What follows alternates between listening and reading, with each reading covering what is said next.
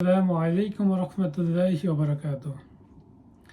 আজকে যে বিষয়টি নিয়ে কথা বলবো তা হচ্ছে নেতা নির্বাচন। আজকে আমি বেশ কয়েকটা পয়েন্ট বলবো।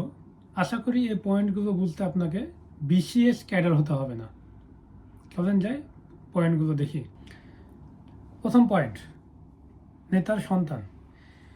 যেই নেতা তার নিজের সন্তানকে মানুষ বানাতে পারে না, যেই নেতার সন্তান মানুষরূপী জানোয়ার, জানোয়ার বললেও মনে হয় ছোট হয়ে যাবে। বর্তমান সমাজে দেখবেন ম্যাক্সিমাম নেতার সন্তান এক একটা জানোয়ার, যারা সমাজকে সবচেয়ে বেশি বিনষ্ট করে, সমাজে আতঙ্ক সৃষ্টিকারী, মানুষের জান মাল কোনো কিছুই তাদের কাছে নিরাপদ না।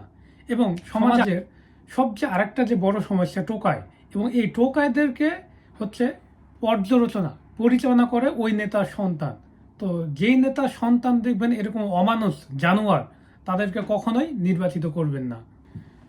দ্বিতীয় পয়েন্ট, নেতার বাবা মা এবং ভাই বোন।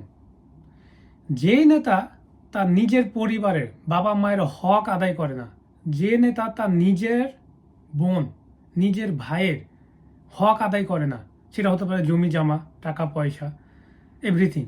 সো সেই নেতা নির্বাচিত হয়ে কখনোই আমরা সাধারণ জনগণ যারা আছি তাদের কখনোই হক আদায় করবে না, এটাই স্বাভাবিক। সো এই নেতাগুলোকে কখনোই নির্বাচিত করবেন না। তৃতীয় পয়েন্ট, নেতা টোকাই মুক্ত কিনা। যে নেতার টোকায় যত বেশি দেখবেন সে নেতা তত বেশি খারাপ হবে। কারণ টোকাইদের কাজ হচ্ছে মানুষের সাথে মানুষের বিবাদ লাগানো, মানুষের সাথে মানুষের ঝামেলা করা, এবং তারা আয় ইনকাম, তাদের জীবন জীবিকা এভাবেই চলে। বা নেতা হচ্ছে এই টোকাইদেরকে উৎসাহিত করে, এদেরকে লালন পালন করে। এই সব নেতাকে আপনারা বয়কট করবেন, তাদেরকে কখনোই আপনারা নির্বাচিত করবেন না। 4 নাম্বার যে পয়েন্টটি আছে, নেতা ইসলামিক মাইন্ডের কিনা। সে জামাত করে কিনা, সে চরমনায় করে কিনা এটা না, সে ইসলামিক মাইন্ডের কিনা। কারণ একটা মানুষ কখনোই পরিপূর্ণতা হতে পারে না যতক্ষণ তার মধ্যে ইসলামিক মাইন্ডটা না থাকে, ইসলামের শিক্ষা না থাকে। আপনার মধ্যে যদি ইসলামের শিক্ষা না থাকে, আপনি জনগণের মালের যে হেফাজত, জনগণের হক আদায়, এগুলো আপনি কখনোই করতে পারবেন না।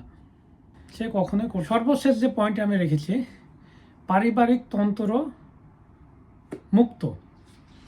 বর্তমানে দেখবেন নেতা হয় কারা, কে নেতার ছেলে নেতা। আচ্ছা, আপনারা কি কখনো দেখছেন ডাক্তারের ছেলে ডাক্তার হয়, মাস্টারের ছেলে মাস্টার হয়? তা নেতার ছেলে তার যোগ্যতা ছাড়া কিভাবে নেতা হয়? একটা নেতা হচ্ছে পুরা একটা সমাজে একটা অভিভাবক। তার যদি সেই যোগ্যতা না থাকে, তাকে আপনারা কিভাবে নির্বাচিত করেন?